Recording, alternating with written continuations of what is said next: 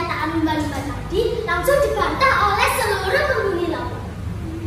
Lumba-lumba, kalau kamu tidak setuju dengan ini, ya sudah, itu hak kamu.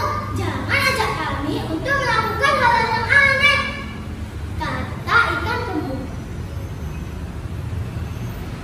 Mendengar itu, lumba-lumba langsung pergi dan pulang ke sarangnya.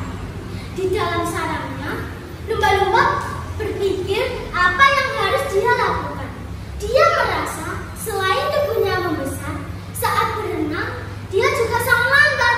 Akhirnya, dia memutuskan untuk naik ke daratan dan melihat bagaimana kehidupan hewan di darat. Pagi harinya, lumba-lumba berenang ke daratan dan melihat kegiatan hewan di darat. Lumba-lumba melihat hewan di darat pagi-pagi berlari, kemudian bekerja. Hasilnya menjadi makanan mereka. Hampir setiap hari, lumba-lumba ke daratan untuk melihat kegiatan hewan darat.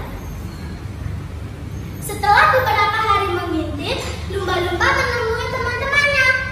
Dia berencana menyampaikan apa yang telah dilihatnya dan mengajak teman-temannya demikian. Ajakan lumba-lumba ditolak. Teman-teman, ada berita bagus. Beberapa hari ini aku naik ke daratan dan melihat kegiatan hewan darat. Ternyata hewan darat sangat kuat dan lincah. Mereka bangun pagi dan berolahraga. Setelah itu bekerja.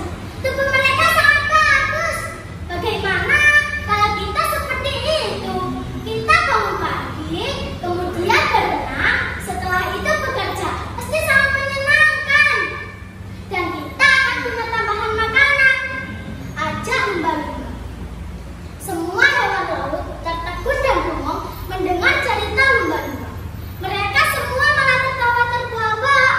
Ho ho ho ho, kamu memang aneh lumba-lumba. Itu kan hewan darat, kita hewan laut. Mana mungkin seperti